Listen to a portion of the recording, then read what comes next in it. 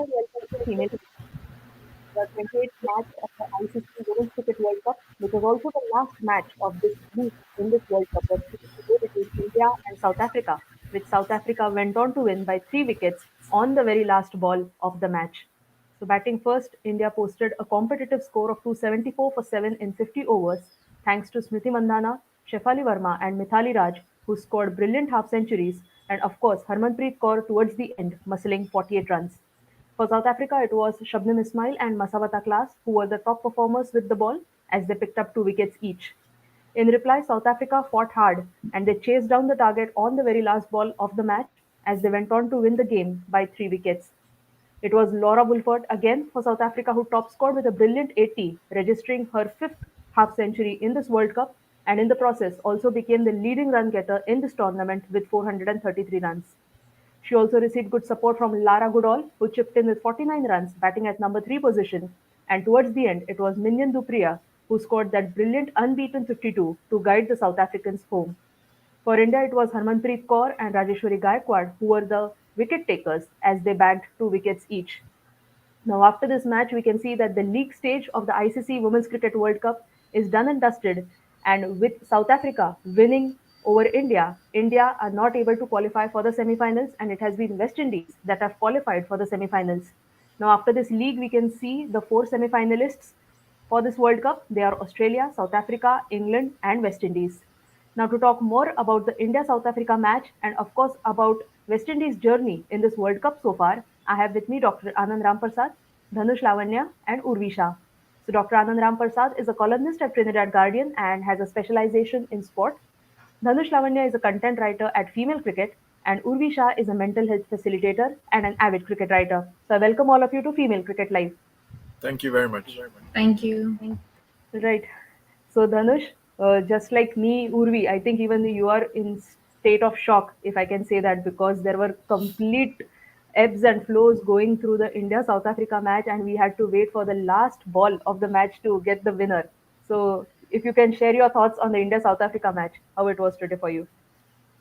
Well, it was certainly a roller coaster of emotions. Definitely, after the score that India had put up on the board, 274, I felt that the bowlers can defend it because even though I felt that they could have scored maybe 20, 30 runs, maybe they could have scored beyond 300. It would have been very good because of the way they batted. But anyways, if you take the positives out of the side, 274 in Christchurch, it was pretty much enough, is what I felt. And the bowling also, I felt because Team Indian bowlers had really good performance against South African batters in the warm up games and all this stuff. I felt that the spinners will play a major role, and as the second half started, the way Laura Wolford was playing and the way the whole South Africa innings was going on, I was feeling a bit. I was having fear in my mind in a way, like they are playing very easily. That they are finding the gaps. They are able to score the runs, and the scoreboard is moving. And then India were able to come back in the game. And before we're talking about India's comeback, I have to give my applause to Laura Wolford because for me, I feel that she is the best player when it comes to playing in the offside region. Anything you bowl offside for her, she is going to smash you like anything, and she is been the best batter in this whole tournament, alongside with Meg Lanning, is what I feel. And apart from that, after India came back to the match in the later stages of the game, I felt that India were able to win this match. Even to the last 3 overs, I felt that India could win this game if they bowled in tight line and length. But unfortunately, the no ball once again comes to haunt us in a way. We have history of performances. If you see with the men's cricket, we have 2016 semi-finals where Ashwin bowled a no ball and Lendl Simmons was out, and if he was out at that moment, India would have won and gone into the finals of the 2016 World Cup, which West Indies eventually won. T20 World Cup, which I mean. And in the 2017 Champions Trophy as well, there was one no ball from Jasprit Bumrah, which led Pakistan to win the Champions Trophy in 2017. And this time, here with Deepti Sharma bowling her unfortunate no ball, like how you said before the conversation, the first no ball in the whole innings, at a very very wrong time is what that happened, and it broke all the people's heart. I remember the catch after the catch, what Harmanpreet Kaur took in the long on. The audience that were there, the Indian fans, they were just jumping in joy, hugging each other, and they were just dancing like anything, like wild, like animals. And the very next moment, you see the umpire stretching off a hand and telling it's a no ball. It was just a complete 180 of emotion, and it was so bad to sit in my home and sit in my couch and see that, because I was feeling for Deepti Sharma out there. I was feeling for whole team India out there, because after that moment you knew the match was gone from our hands. And thanks to Minion Dupree, I feel she has found her form at a very important stage, and South Africa will be happy going into the semis. I feel if Dinesh and Lee was there in this conversation today, would have joined us, I guess they would have been jumping in joy in this conversation. So it's just amazing emotions. This is what cricket brings, and to see the amount of competitiveness the whole 2022 World Cup has been, this was a perfect way to end the league stage. And I hope that there are three more nail biters in the semi-finals. Right, very rightly mentioned, Dhanush. It was indeed a very roller coaster of emotions today. So I would like to know from you, Dr. Anand. We, being from India, were praying for India to win, but there was someone else also praying for SA to win along with us. So how was it to witness the whole game from a West Indian perspective today? Well, it as the tournament ended, the league stage finished as a nail biter, and it took us down to the very last ball to determine whether we were into the semifinals. So that it would have been as though we were playing, although we were not playing, rooting for South Africa to win. But at the same time, I thought it was a bittersweet moment because when you look at the Indian team, they do have a quality team. I think there's greater depth in the Indian team, and as much and I think that it would have been great to see India in the semi-final. I think that India in the semi-final would have done justice to them. But at the same time, we wanted to make sure that South Africa won so that we will be in the final, being the West Indies. So it was a bittersweet moment. Bitter in the sense that India would not be in the semi-final. India Australia would have been a magnificent clash, but at the same time, sweet in the sense that we were able to get into the semi-final, and hope that, and I'm really hoping that West Indies do justice in that semi-final. As Danush said, we're looking for a thriller. Well, I'm hoping not for a thriller as well, but at least West Indies put their A game, because they will need the A game in order to get past Australia. But I think overall, cricket won on yesterday. That game was a defining moment. It really characterized the nature of the league stage, and cricket was the winner at the end of the day. Absolutely. Cricket was absolute winner because we had a plethora of emotions running through the entire 7-8 hours of cricket that we witnessed today between India and South Africa. So moving on, just to add to our discussion, Dr. Anand, okay, Lakshmi Kanya. So before we take a question, so we have something from our fans here. So Lakshmi Kanya Murli is asking, I literally ran from hall to my living room and came back and saw it as no ball. Oh man, heartbreaking. Do you feel Indian team didn't expect this much due? We won the toss too. Yeah, I think so. Yeah. Dhanush, would you like to answer this? Probably India could have, bowled first after winning the toss. Yeah, I don't think so. When you come into these crunch matches, right? It's always said by the experts. The textbook says that if you are in a crunch game, if you win the toss, you go and bat first, put up some score on the board, and then because the bowling unit has that mental stability compared to a batting department, that is what a psychological way says. Bowlers think a lot when it comes to when you compare it to the batters. So that is why I feel that India did a good job, because in no stage India looked like they were struggling when they were batting. The way Shafali Verma and Smriti Mandana started off the innings, the first 15 to 17 overs were just amazing to watch. And then there was certainly a slight dip in the Indian batting because they lost a couple of wickets, and then Mithali came in. She took some time to settle in, and Smriti Mandana was trying to score runs, but there was not the same amount of aggression that India was showing when Shafali was batting with Smriti. So there was a slight dip, and if they had managed to score at a better run rate, they could have pushed that to 300. And also the last 10 overs, we shouldn't forget that. As a fan, we will feel all the kinds of emotions of India not making it to the semi-final. But if you go in and break down the match, there are a lot of mistakes that Team India did, especially the last 10 overs. They didn't score much runs. If I'm not wrong, they scored like 51 in last 10. And in a crucial game like this with last 10 overs, you had to score minimum of 70 or 8, 70, 75 or 80. 300 was on the cards because if I'm not wrong, when Smriti got out, it was 172 for 3, and they had still 18 overs to bat. And they could have easily gone 300, 310, but unfortunately, the last 10 overs didn't go our way. And there were a few drop catches as well from South Africa side during the last 10, during the death overs, and India couldn't utilize that advantage. And with the ball as well, as I said, they could have bowled a better line in length. And certainly, I feel they were missing Julian in this match because the experience she brings in by her presence itself is completely different. And the bowlers weren't able to think accurately and weren't able to bowl the right line, and hence they were conceding runs. Even Harman had to come and bowl a few overs, and to her credit, she got some wickets as well, some key wickets. So I feel overall it wasn't like Dew was a factor or anything. South Africa played well at the end of the day. They managed to win the key moments that I am saying. They have won every single key moment that has happened in this World Cup for them. All the 5 matches, if you see, that has gone to the wire, that has gone to the last over, and they have been able to win all those 5 games because they are able to hold their nerves in those key 2 3 overs in the end of the match. And that is the same thing that they repeated this time against India, and they won this game, so they deserve the credit of winning this game. But there are a lot of loopholes in India's performance in today's match.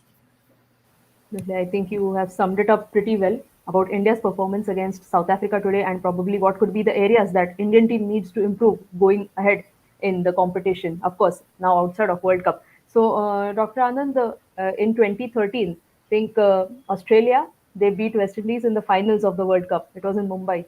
Now West Indies is again going to take on Australia in the semi-finals. So, do you expect the West Indian team to take revenge from Australia?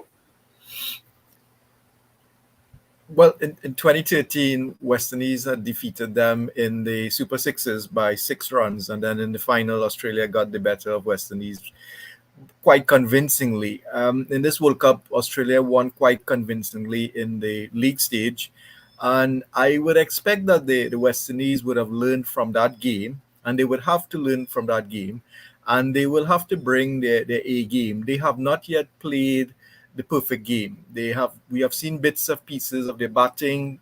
I think their bowling has really saved them a lot, and their fielding is an area that they have to work on as well. So I think moving into this game against Australia, they will have to play their perfect game.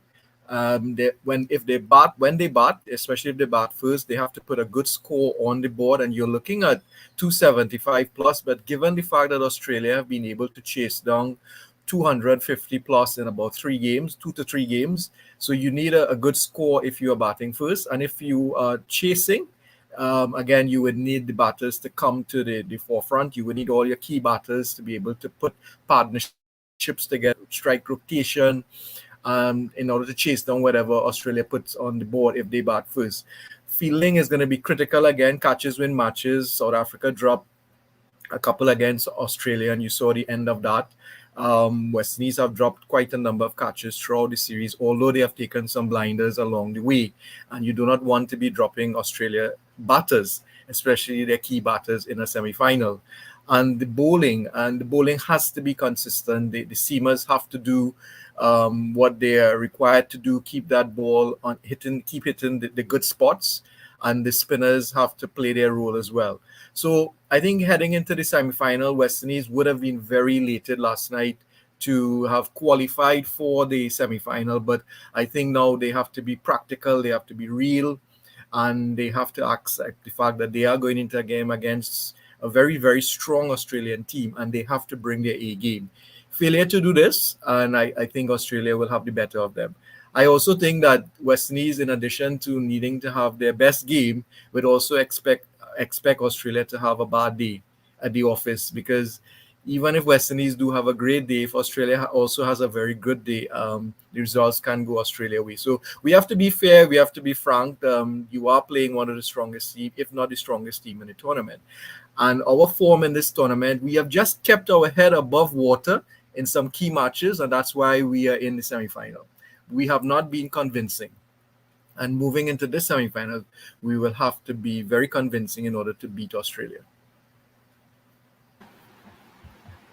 Indeed. Very well said, Dr. Anand, that you might want Australia to have a bad day that day in order to Yes, make your good day count. So, yes. pretty much well summed up by you and Dhanush about the areas that you need to work on individually, like as teams, what areas are of concern and everything. I would like to know from you, Dhanush, now that India's tournament has ended here, what are some of the positives that India can take back? We know the areas of concern, but what are some of the positives that we can take in? Yeah, certainly the positive we can, if you try to find the positives in the India's campaign, because it's been an inconsistent tournament for them. There wasn't any moment in this tournament where you felt looking at the team where you could feel confident about their team and performance, because if you see every single game, if I'm not wrong, they had one or the other change in their playing 11. They weren't finding that perfect 11 in the end of the day, and I feel it also came to bite them in the end, if, in a way, if, is what I feel, because if you see other teams that have qualified, they have pretty much kept it to a perfect to 13, 14 players and not more, 13, 14 players and not more than that. And they have made sure that one specific playing 11 is backed for the major part of the tournament. And India, unfortunately, weren't able to do that in this tournament. If you, in all the 7 games, and there was one or the other area that was a matter of concern. The order was a concern for the first few games, and then and then they came back, but it was too late to the party, is what I feel. But if you try to find the positives, I can say definitely Pooja Vastrakar is a positive. She definitely showed that she can play well with the bat. She's not just a bowler out there. She's a great all-rounder who can balance both batting and bowling. Same with Sneh Rana as well. We all know that she's a very good spinner of the ball, but the batting that she showcased in this World Cup is also pretty commendable. And the biggest positive, I will say, that is Harmanpreet Kaur, because over the last couple of years she wasn't having the best of the forms, and this World Cup, it was a she is the player who stood out. Even Smriti Mandana had a few bad games, but Harmanpreet Kaur maintained a consistency, something that a batter finds to achieve in their careers. And the consistency was really looking good from Harmanpreet Kaur's side. She was doing her job out there, trying to score as many runs in the finishing stages of the match. And I feel she is the biggest positive from this tournament. And now, going forward, India also have to think to fill in the positions of Mithali and Jhulan Goswami. Unfortunately, we are going to miss them. They are finishing up their career, and filling those two shoes, especially Junan Goswami's, is going to be really key, because she has been the leader of the bowling attack for the last 20 years. And finding someone who has that much caliber is impossible. But certainly they are having players like Meghna Singh, Renuka Singh, who can be groomed into better bowlers and leader of the bowling attack. I can see that Meghna Singh, especially, also one of the positives I can add into the list, because she wasn't a player we thought is going to be impactful, but as the tournament progressed, she took some key wickets, came in the middle, bowled those crucial overs, took out big batters out there as well. So definitely Renuka Singh is someone that Team India has to groom as the leader of the bowling attack going forward, is what I feel. That is a good positive. Absolutely. I think pretty much, I think we have many positives from the Indian perspective, as Dhanush has been talking about. And just to add to what he said about Harmanpreet Kaur, so of course we all know that she was the player of the tournament in WBBL that just concluded at the end of last year. So we were hoping to see a better Harmanpreet Kaur in this World Cup. And yes, of course, the three ODI centuries that Harmanpreet Kaur has, they have come all in the World Cup. So we all know that Harmanpreet Kaur is a big match player, and we are very happy that she could perform with bat, ball, and of course on the field today, because we saw her getting 3 runouts of South Africa, then picking up 2 wickets, and of course scoring 48 runs with the bat. So it was amazing to see Harmanpreet Kaur in full form today. All right, so Dr. Anand, as soon as South Africa won the match against India, Okay, so parallelly, we were being shown the clippings of the West Indian team and their celebrations, which was simply crazy. I felt they were. I think some of the players even said, "Thank you, South Africa." So Yes. so that was actually very nice. Like not nice, I would say, being an Indian fan, but yeah, heartening to see that the West Indians were on full song celebrating South Africa's success. So if I have to take you back now, 7 matches have been played by West Indies in this World Cup so far. So, how has West Indies' journey been in this World Cup, and what could be the areas that they need to improve going ahead? Because they have two important matches now ahead of them. Yeah, I think West Indies' journey has been inconsistent. Even though we are into the semi-finals and we won two very important games that at the start of the tournament, a lot of the odds would have been against West Indies defeating New Zealand as well as defeating England. They were able to hold their nerves and win both games, but um, I don't think they were convincing wins. And then we lost against Australia. We lost against um, who did we play again? India as well. Indeed. We scraped against. We just got by Bangladesh, a game that we were expected to win quite convincingly, and then lost to Pakistan. Especially when the game became a 20-over game, basically, and you would have expected back West Indies to win that format. And then against South Africa, having a good start, and then the weather coming in. So I don't think that West Indies have been consistent throughout the tournament. And that inconsistency is reflected in the fact that not all of their batters have been able to be on song at the same time. We have had bits and pieces. We have had Matthews has more or less led the batting along with Campbell, but that support from Dotting as well as Taylor, who has only had one score of 50. Nation started off well and then started to falter. And so the top half of the batting has not clicked together. And we have had cases where one or two players have been able to put their hand up, especially in the games that they have won.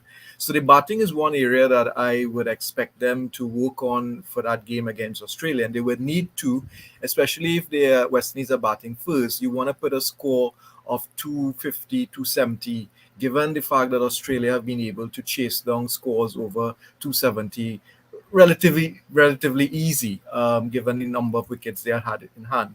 So that's one aspect. In terms of the bowling as well, against India, they went for over 300 runs. The bowling were able to pull them back against Bangladesh. Um, so I think that the bowling is there or thereabout. We need a perfect bowling performance in that semi-final against Australia that may be able to take us into the final, and then they will have to repeat it again. So I think the balance of the seamers with the spinners should offer something to go on, especially if you bat first and you get a good score, as Danush was saying earlier on, knockout, runs on the board, scoreboard pressure, and this is where the bowlers can feed off. If we don't get a good score, that puts added pressure on the bowlers. And if the team bowls first, you want to make sure that you are able to restrict Australia for a small total. And at the end of the day, I've been saying throughout this tournament that catches win matches, and you have to be able to take your catches. You have to be able to restrict the twos to ones, the threes to two, cut off the singles, and putting that additional pressure. So being able to perform an A game on the field in terms of fielding is also going to be required. I strongly believe that, history favors Australia, but we are in a semi-final, we are in a knockout. We don't play history on the field, but West Indies will need to perform to the best of their ability, and I think they would also need some luck as well. Going against this the juggernaut of this Australian team, there some degree of luck will be required, as we as West Indies would have received. The fact that South Africa were able to beat India was our luck. The fact that rain fell and gave us a point, that is be considered luck as well. So I think we will need some degree of luck heading in addition to actual performance on the field. I have a question to Yes. ask to Dr. Anand here. The thing is, if you ask me, which is the best West Indies game in this tournament for them, I will say the first match that they played in the tournament opener. because I feel they came in with a very fresh mindset. It was the first game of the tournament, and the way they batted against the New Zealand, posting up 259 on the board, I feel that was the perfect textbook batting out there. That's how you have to play in ODI cricket, is what I feel. And the way Haley Matthews played in that specific match, playing for like 35 odd overs and scoring 119, I felt that she played a really good, a big impact. And also from the bowling front as well, they had a really good performance from all the bowlers out there.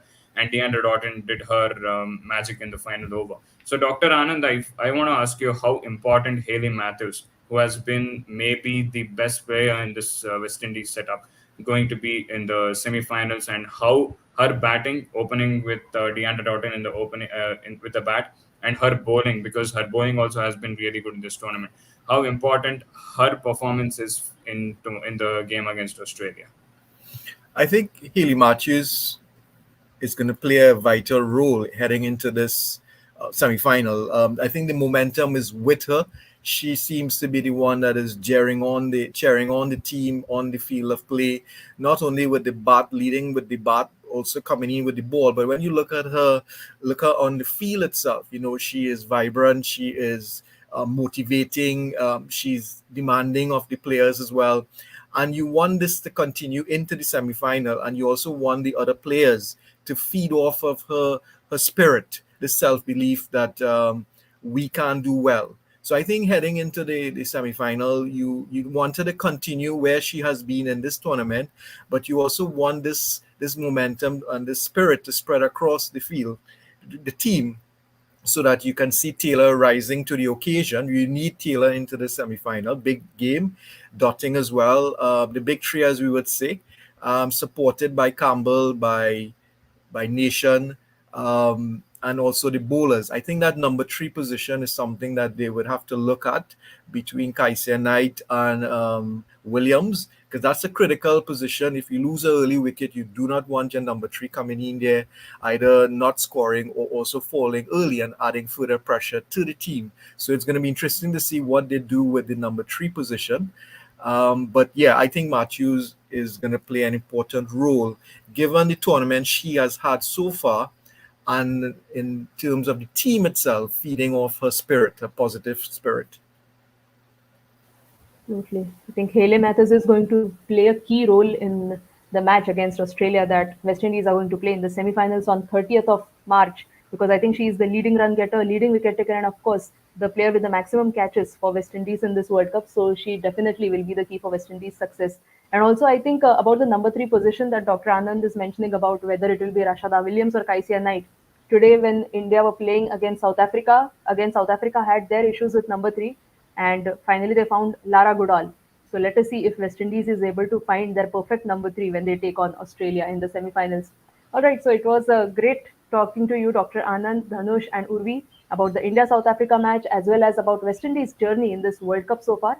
So we'll be back again on 29th of March, that is Tuesday, to preview the match between Australia and West Indies. It will be the first semi-final of the ICC Women's Cricket World Cup. So do join us for a conversation on 29th of March, that is Tuesday at 8 p.m. and send us your questions using hashtag Female Cricket Live. Thank you. Thank you very much.